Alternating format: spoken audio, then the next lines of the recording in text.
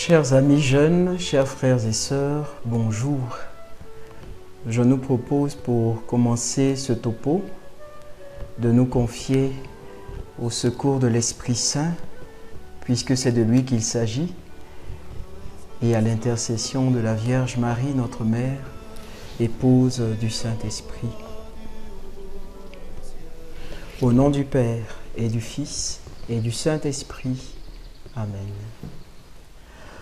Envoie ton Esprit, Seigneur, et tout sera créé. Tu renouvelleras la face de la terre.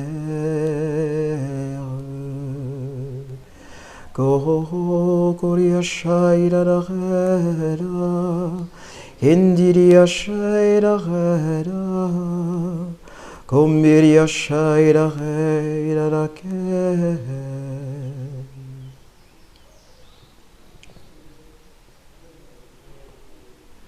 Je vous salue Marie, pleine de grâce.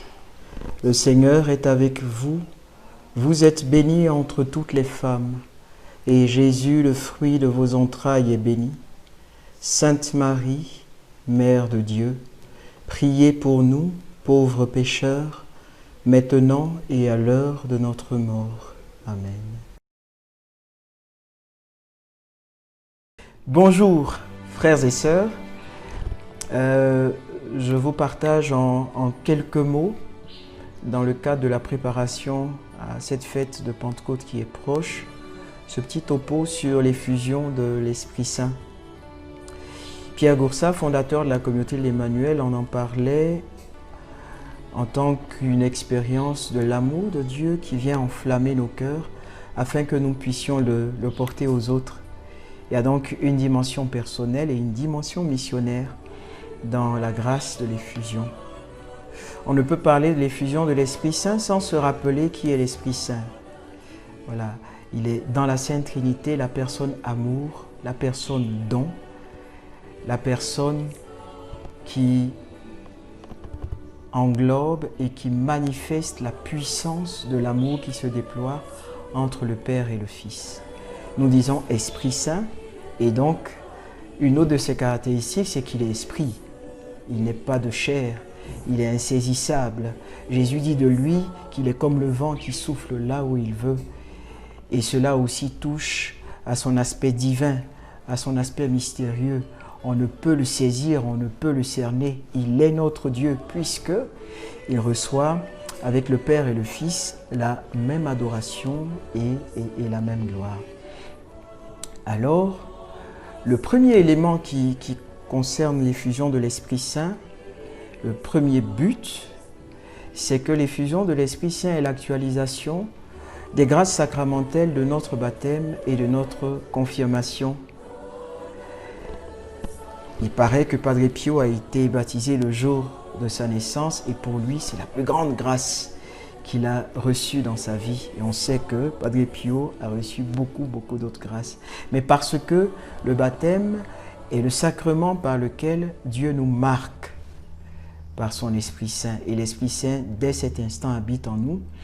C'est ce sens symbolique qui est matérialisé par l'onction de l'huile consacrée qu'on appelle le Saint-Crème et qu'on reçoit pendant le baptême.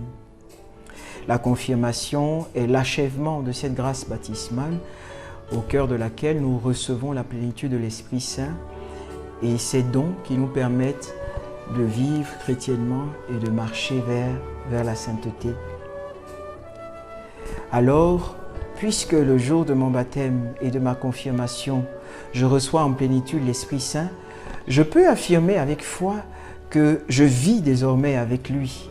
Pourquoi donc faut-il parler encore d'une effusion qui serait actualisation de mon baptême et de ma confirmation? Eh bien,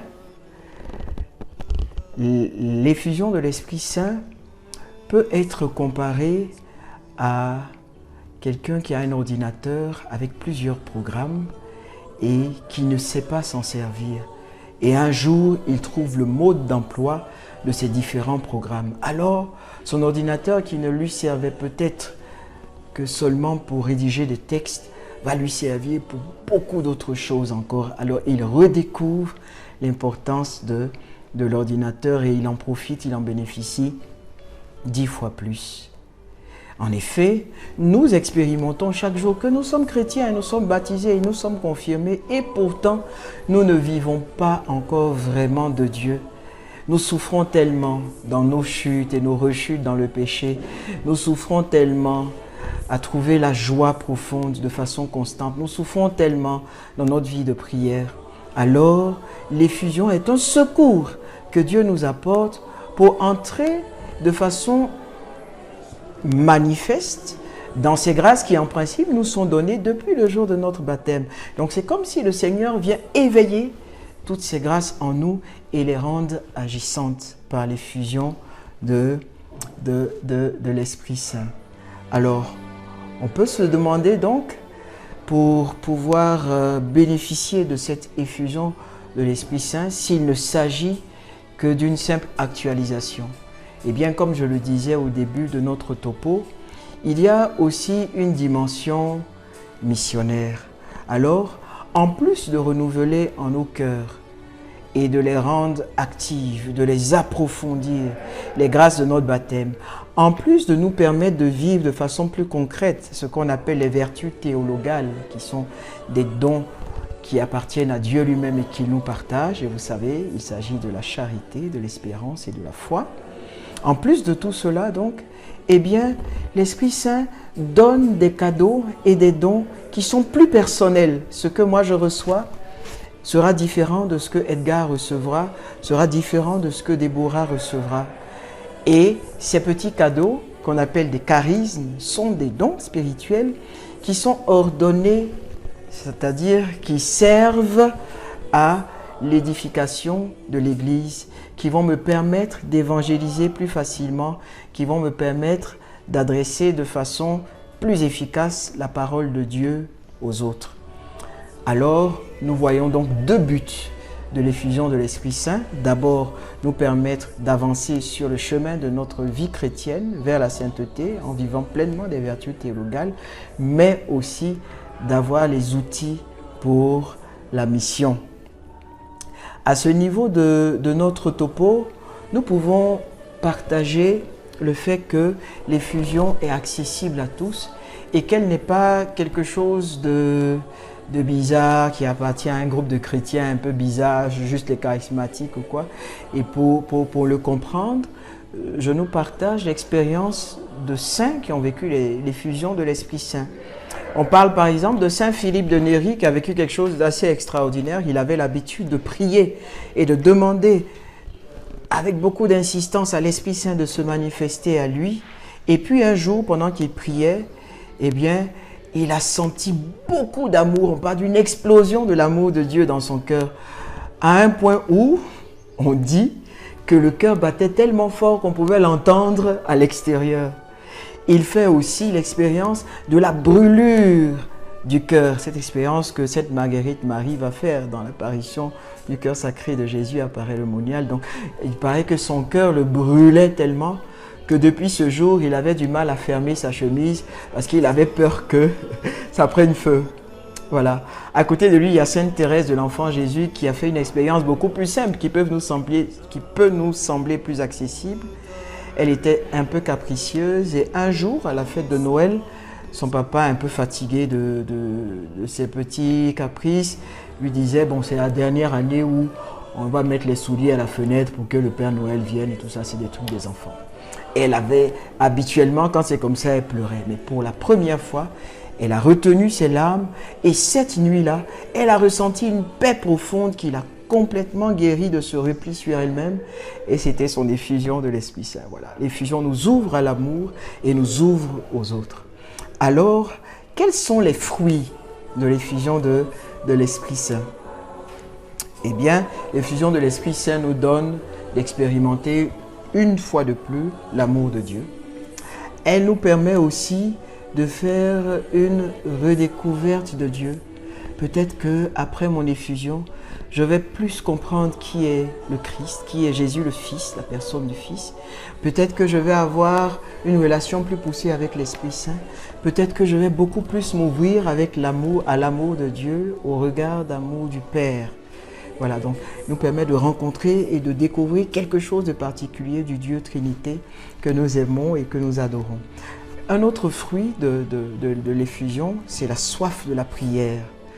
Voilà, on aime passer de longs temps et quand on ne le vit pas, on n'est pas à l'aise. Et puis l'effusion de l'Esprit Saint nous permet aussi d'avoir un plus grand amour pour la parole de Dieu et une plus grande facilité de la comprendre.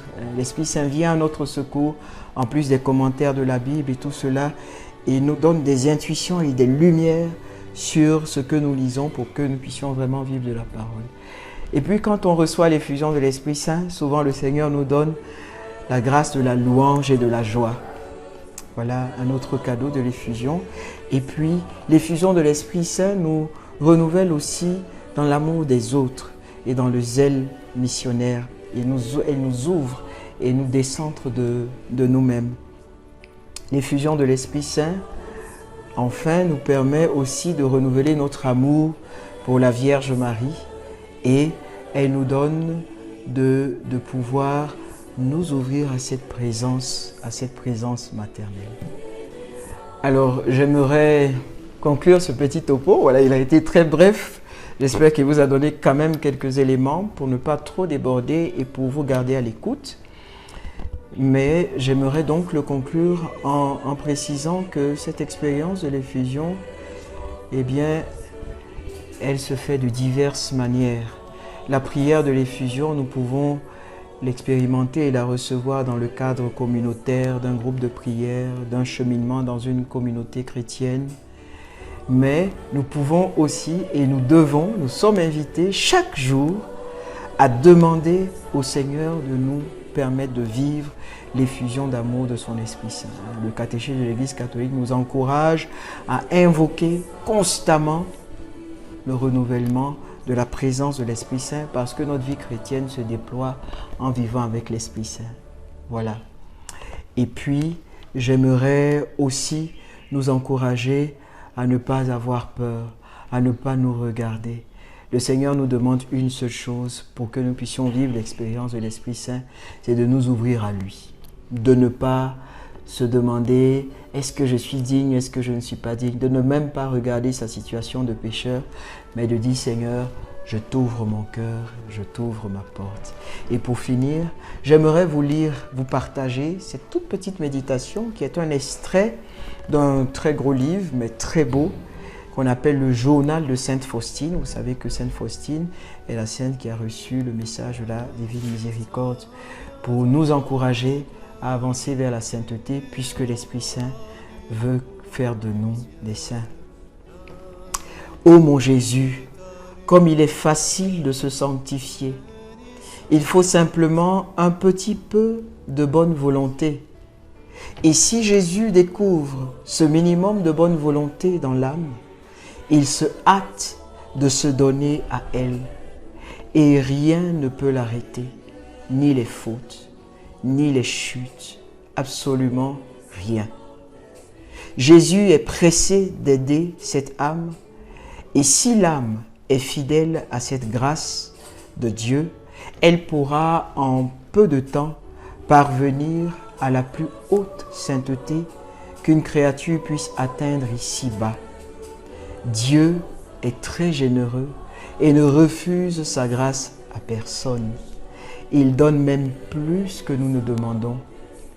La voie la plus courte, c'est la fidélité aux inspirations de l'Esprit Saint. Que la Vierge Marie nous permette d'y arriver. Je vous salue Marie, pleine de grâce. Le Seigneur est avec vous. Vous êtes bénie entre toutes les femmes. Et Jésus, le fruit de vos entrailles, est béni. Sainte Marie, Mère de Dieu, priez pour nous, pauvres pécheurs, maintenant et à l'heure de notre mort. Amen. Bonne fête de la Pentecôte.